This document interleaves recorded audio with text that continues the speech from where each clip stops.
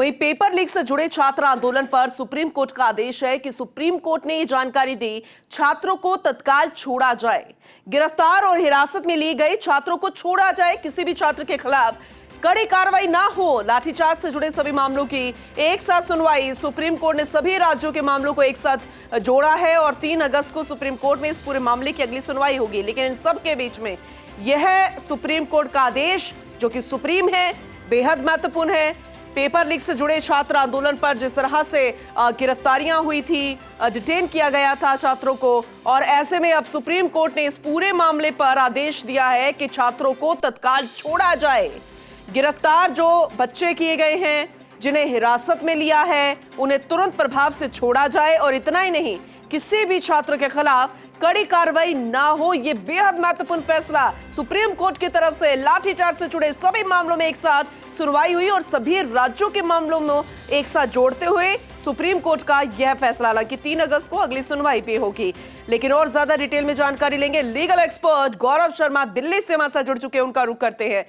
गौरव जी, वाकई में ये बहुत महत्वपूर्ण फैसला है सुप्रीम कोर्ट की तरफ से। हम मानकर चले कि इसका इंपैक्ट सदन की कार्यवाही पर भी पड़ेगा, क्योंकि विपक्ष जिस तरीके से हमलावर है और कार्यवाही नहीं हो रही है। दूसरी तरफ 3 अगस्त को भी एक अगली हियरिंग होनी है। तो ओवरऑल जरा जानकारी दीजिए। सबसे पहले ये कि सुप्रीम कोर्ट ने सभी राज्यों के मामलों को एक साथ जोड़ते हुए अभी क्या आदेश दिया? तो ये एक इंटरिम रिलीफ उन्होंने रिलीज की है, फाइनल ऑर्डर नहीं है। और उस इंटरिम रिलीफ में मेजर रिलीफ यही है कि जो प्रोटेक्शन करने वाले बच्चे थे, जो 18 बिलो 18 थे, उन लोगों को अरेस्ट किया गया था, तो उनको रिहा करने का रिहा करने का जो डिसीजन दिया है, ये प्राइमरी एक्शन सुप्रीम कोर्ट ने लिया है, सो दैट कि उनको एक रिलीफ मिल सके। उसके अलावा जितने भी एविडेंस है इस मैटर से जुड़े हुए, जहां पर भी जिन भी राज्यों में प्रोटेस्ट हुए, इंक्लूडिंग दिल्ली जनता मंत्र का प्रोटेस्ट भी इसमें शामिल है, तो वो प्रोटेस्ट में जितने भी लोग थे, जो भी शामिल थे, और रिकॉर्डेड जो भी एविडेंस है, उनको सुरक्षित रखने के लिए पुलिस को स्पेशली डायरेक्शन दिए गए हैं। ये मैटर यहाँ ये भी रखा गया था कि एसजी के द्वारा ये बताया गया कि इसमें 250 पुलिसकर्मी घायल हुए हैं और उनको भी काफी चोट आई है, गंभीर चोटें आई हैं। तो पुलिस ने पुलिस को डायरेक्शन दिया कि उन एविडेंसों को भी सुरक्षित रखा जाए।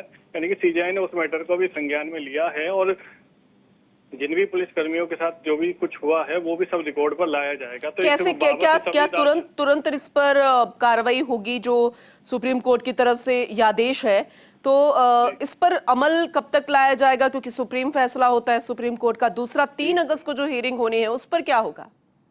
जी, उसमें पूनम मैं बताना चाहूंगा कि ये सुप्रीम कोर्ट का फैसला तो आज से ही लागू हो जाएगा। यानी रिलीज जो है बच्चे वो आज ही हो जाएंगे। बाकी और जो डायरेक्शन है रिकॉर्ड एविडेंस रखने का और ये सब कुछ करने का, ये भी अब अमल में लाया जाएगा। 5 स्टेट्स को नोटिस जारी करें, इंक्लूडिंग सेंटर भी इसमें शामिल है, तो वो अपना एक एविडेंस फाइल करेंगे कि पुलिस वालों के साथ क्या हुआ है, प्रोटेस्टर्स ने किस तरीके से क्या क्या किया है, वो सब कुछ भी वो फाइल करेंगे। वो सबको फाइल करने के बाद सारे मैटर्स को एक साथ इंक्लूड करते हुए सुप्रीम कोर्ट इस मैटर में उन्होंने संकेत दिया है कि एक जांच समिति भी बनाएगी, जो कोई हो सकता है इसमें रिटायर्ड जज को शामिल किया जाए, जिसके निर्देशन में जांच समिति हो।